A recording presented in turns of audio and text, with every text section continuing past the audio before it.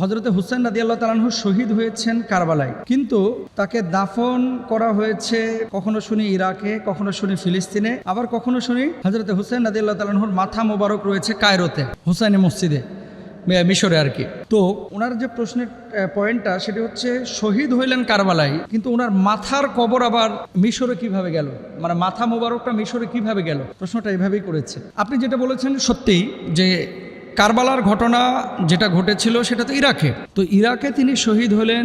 নবী পরিবারের 72 জন সদস্য নিয়ে তিনি গিয়েছিলেন, যাদেরকে কষ্ট দিয়ে অনেকে শহীদ করা হয়েছে।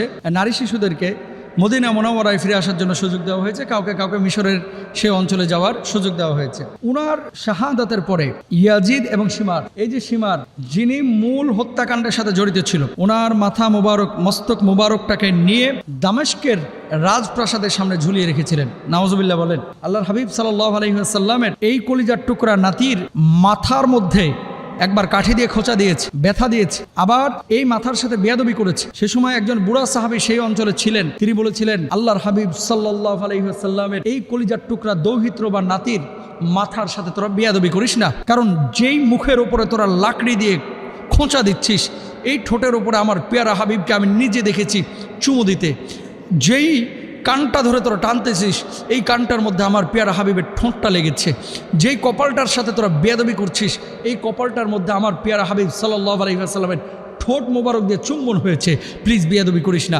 তারপরেও তারা বেয়াদবি করেছে। দামেস্কের রাজপ্রাসাদে তারা মাথাটাকে ঝুলিয়ে রেখেছিল যাতে করে পরবর্তীতে কেউ অন্যায়ের প্রতিবাদ করতে না পারে, ভয় দেখানোর জন্য। পরবর্তীতে ফিলিস্তিনের কিছু মানুষ, তখন তো সব জাজিরাতুল আরব, তখন তার ফিলিস্তিনের জন্ম হয় নাই, ভূখণ্ড ছিল কিন্তু দেশের নাম কিন্তু এরকম এখনো তৈরি হয় নাই।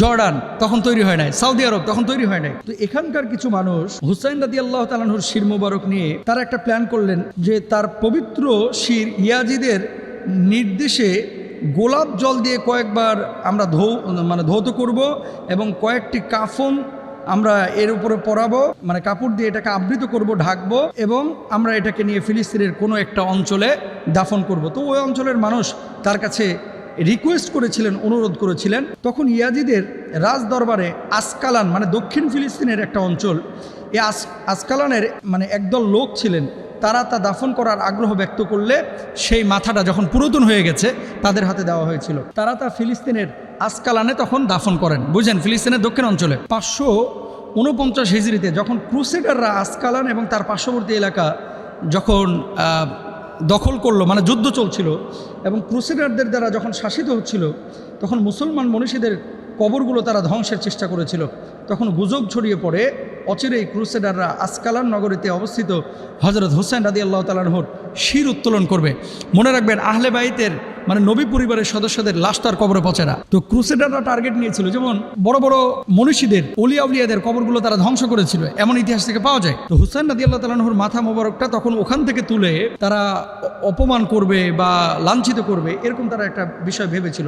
তখন মিশরের ফাতেমে খলিফা তার উজিরের পরামর্শে ইমাম হুসাইন রাদিয়াল্লাহু তাআলা আনহুর শির মোবারক, হযরতে হুসাইন রাদিয়াল্লাহু তাআলা আনহুর শির মোবারক কায়রোতে স্থানান্তরিত করার সিদ্ধান্ত নেন।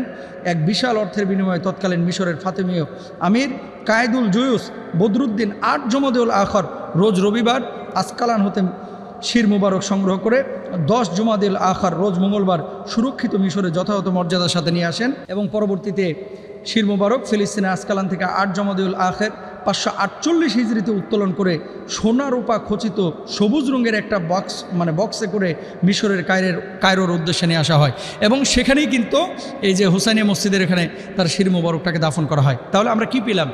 মূলত উনি শহীদ হয়েছেন কারবালাতে। এরপরে ঘটনার পরিপ্রেক্ষিতে ফিলিস্তিনের মানুষরা, এই অঞ্চলের মানুষরা তার মাথাটা দামেস্ক থেকে, সিরিয়া থেকে এই ফিলিস্তিনে নিয়ে এসে দাফন করে।